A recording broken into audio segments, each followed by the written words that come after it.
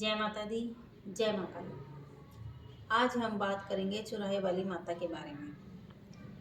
अक्सर क्या होता है कि बहुत से लोग जो चौराहे पर जाते हैं या कोई उतारा वगैरह अपना रखने के लिए चौराहे वाली माता पर जाते हैं, तो वो बहुत डर जाते हैं कि भई वहाँ पे इतना सारा सामान रखा हुआ है, माता पे किसी पे ने पहले भी कुछ रखा हुआ है, हम इसको हाथ लगाएँगे तो कहीं ऐसा वैसा कुछ ना हो जाए।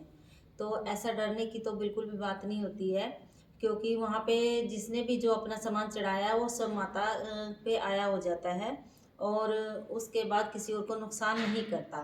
यह नुकसान तब करता है जब उसमें से कई बार क्या होते हैं, लोग बाग चीज़ें उठाकर वहाँ से अपने घर पर ले आते हैं।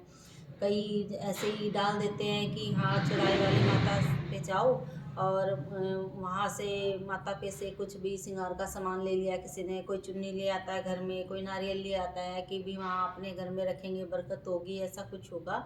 लेकिन ये गलती कभी भी नहीं करनी चाहिए, क्योंकि ऐसा करने से जो चौराहे वाली माता के वहाँ से कुछ सामान लेके आ जाते हैं, उठा लाते हैं, तो ऐसा करने से आपको नुकसान ही होगा, फ़ायदा कुछ नहीं होगा।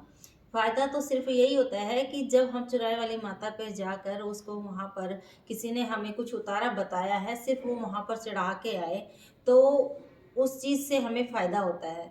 क्योंकि कुछ दे हमने वहाँ पर चढ़ाया ही है, वहाँ से उठाया नहीं है। कई बार क्या होता है, कई ऐसे हैं तो घमंड में होते हैं कि नहीं ऐसा कुछ नहीं होता है, हम तो माता पे से सामान भी ले आएँगे, उठा भी लेंगे और खा भी लेंगे और उसका उठा के खा भी लेते हैं, तो उनको बहुत ज़्यादा परेशानी आती है, बहुत भुगतना पड़ता है।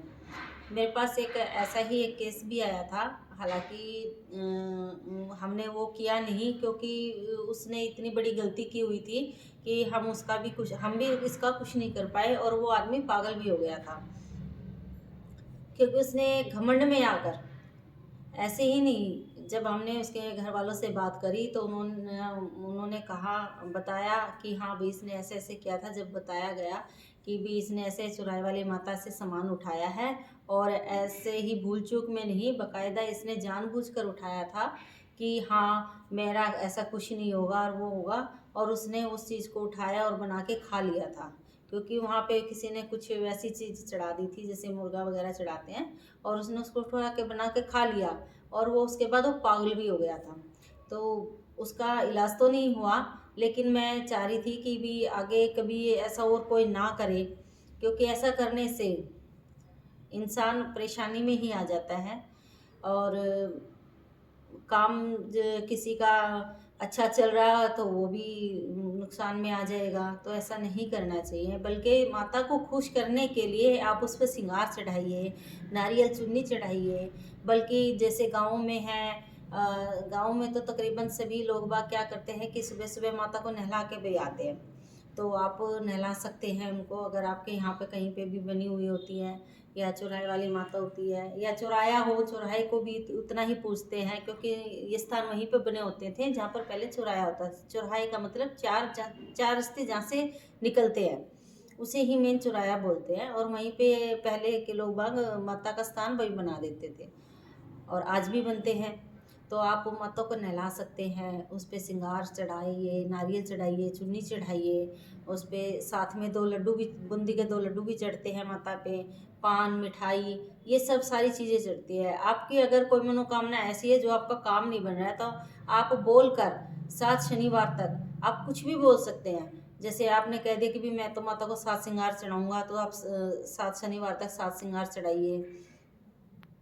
या किसी ने मिठाई बोला है, पान मिठाई है, चुनरी है, वैसे तो इसका सबसे अच्छा होता है कि आप श्रृंगार, 2 नारियल, चुन्नी और 1 मीठा पान, 2 पेड़े और 2 बूंदी के लड्डू और 7 मिठाई, ये चीज़ें चढ़ाइए। बोल के आप देखना आपके कितने ही काम बनेंगे इससे, और ऐसा करने से आपके जो अटके हुए काम है वो सब भी बनेंगे। आप चौराहे वाली माता पे ये सब चीज़ें चढ़ाइए, करिए, बोलिए, इससे आपको फ़ायदा ही होगा। मुझे लगता है कि अब आपको बातें समझ में आ गई होगी कि मैं क्या कहना चाह रही थी, कि क्या करने से अच्छा होगा और क्या करने से बुरा होगा। तो आप सब समझ गए होंगे। अगर आपको मेरी बात अच्छी लगी हो, ये वीडियो पसंद आई हो, तो चैनल को लाइक कीजिए, सब्सक्राइब कीजिए और शेयर कीजिए। जय माता दी, जय माँ काली।